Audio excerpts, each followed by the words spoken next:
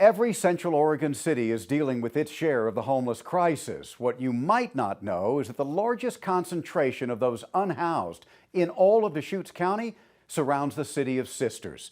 So after yet another decision by that city to deny a request for a cold weather shelter, the second in less than a year, we wanted to know why. Why a community gifted with the offer of so much federal and state funding to accommodate such a vulnerable population would turn its back yet again. It's a gem in the high desert, from the annual folk festival to the outdoor quilt show, an international attraction, and of course the biggest little show in the world. The city of Sisters has built, honed, and protected its reputation as a Western Camelot in the shadow of the Cascades. The Sisters Way is a uniqueness that has to always hearken back to what we have and what we've had in the past and make sure we don't ruin that. And the Sisters Way has little tolerance for anything that could disrupt the reputation that has taken decades to create. And not everybody really fits into a box of this is what homelessness is. Hannah and Jeremy also bought into the Sisters Way, a different way. They are two of the dozens of local, full-time employees who help keep businesses here running and tourists fed day and night.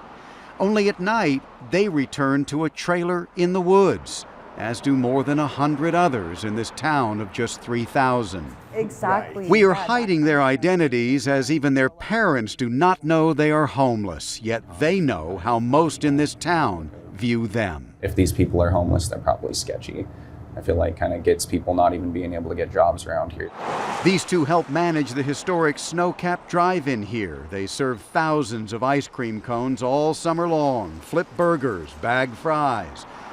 The Snowcap is one of the few businesses in Sisters that recognizes the value and reliability of the homeless population. In fact, their boss also returns to a tent in the woods after clocking out each night. We know people who make your sandwiches at Subway, people who make your burgers, people who serve your coffee. You do want to get on their feet, it's just really not the easiest. This couple's fate turned when their life savings were wiped out in a rental scam. They let their guard down and $5,000 slip away when they became desperate to find housing once they found out Hannah was due with a baby girl in January. They drained everything we had. And that's where it started to kind of go downhill, is trying to make that savings again to be able to actually get into somewhere. Despite the obvious value many of these people in the woods, as they're called here, offer Sisters, the city has struggled to give back. Expecting the cooperation was naive in our part. Winter has returned to the woods, and despite another effort by one of Sisters' most persistent nonprofits to create a cold weather shelter here, the mayor and city council did not see a good fit. Lou Blanchard is a member of that board, spending hours each day connecting with and providing services to Sisters homeless in the woods. We're individuals that not only have we been working with. His Sisters Cold Weather Shelter nonprofit submitted a proposal to the city for a shelter that could have been up and running before the first snowfall. Put a contract on this building, receive more than $1 million in state grants to buy, renovate, and run the shelter in this light industrial complex. Potential options for resolution. The city council and staff all appeared to be on the same page at first. Yes, I'd say we're baited and switched, yeah. Denying the emergency shelter site application. It's the second time the shelter has been turned down by the city of Sisters, leading Blanchard and his cold weather shelter board to wonder This meeting is adjourned.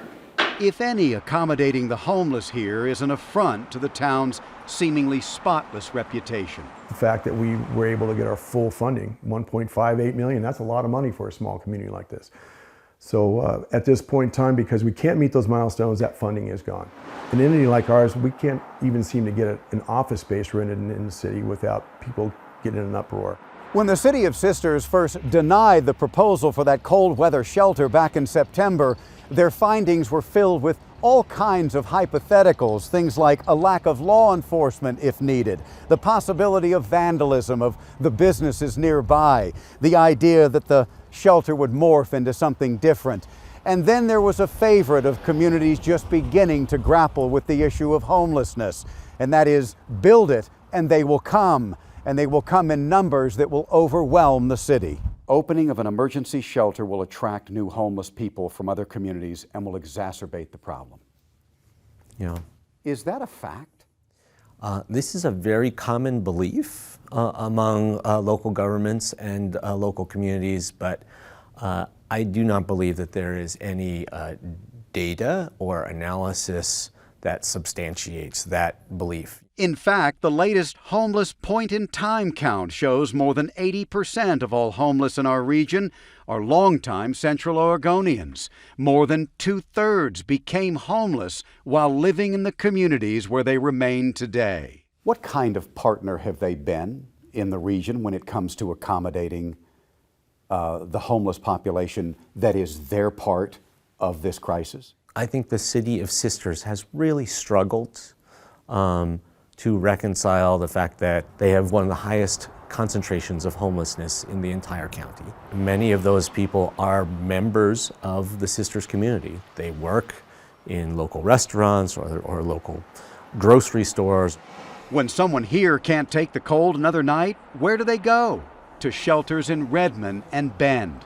Those nonprofits will tell you the largest number of non-locals using their services are coming from Sisters. And that's hard on our service providers, and it's hard on our budgets that we budget for a certain amount, and then we're seeing not 80 people, but 100 people or more every night. They try not to turn anyone away, but they're getting to the point where they're starting to have to turn folks away or say, we are full. Here it's like we are always together. Too full for families like Kelly's. This is where the mother of 3 young boys lives year-round until they can save up enough to afford something better. We woke up one day and realized that we own nothing except for our cars, and we were paying $3,000 a month to live in a bad neighborhood. And I didn't even want my kids to go to school there. Both she and her husband work multiple jobs in Sisters. Kelly's 3 young boys are in Sisters schools, on the school wrestling and baseball teams. The city is convinced it's doing all it can for families like hers. We like to think of ourselves as a strong partner and a convener of a lot of these conversations. Obviously, without larger budgets and more staff, it's harder to be more than that. We're certainly not in the business of actually running shelters or anything. No city in Central Oregon does. They all rely on nonprofits, close partnerships, and an urgency to at least begin to address the crisis. We don't want to wait until someone freezes to death in the woods or a fire starts or we have more people that are living in really unsafe conditions. We need to tackle it with some urgency. Funny thing is, no one has asked the City of Sisters for a single dime. All of the effort to accommodate the homeless here has been on the backs of volunteers through state and federal grants and emergency funding, most all of which the mayor and city council have turned down. And when it got real cold, not that long ago, the mattress literally froze to the wall. That has left couples like Josh and Andrea frozen in place.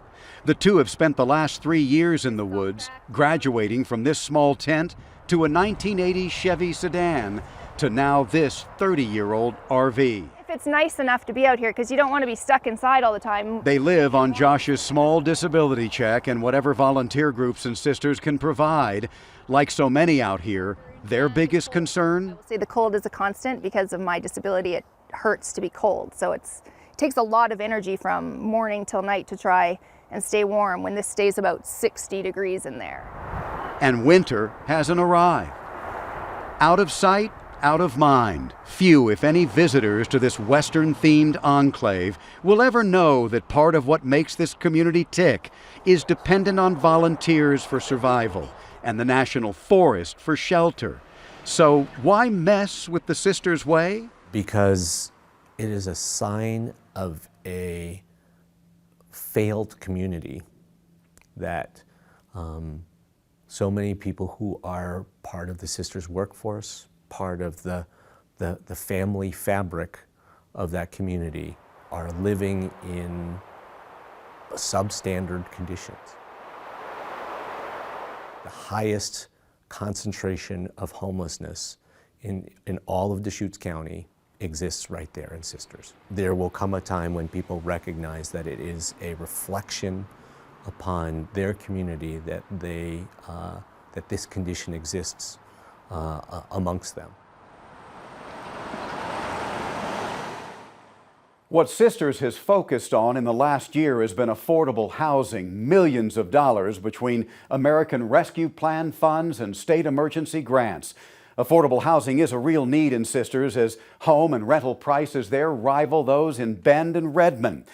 But it's not helping those who might just need a shower, a warm meal, a laundry, or a warm place to lay their head when the forest freezes once again. I'm David Clue, Central Oregon Daily News. Thanks for watching. If you liked this video, be sure to give it a thumbs up. Hit the subscribe button and ring the notification bell so you don't miss out on more videos from Central Oregon Daily News.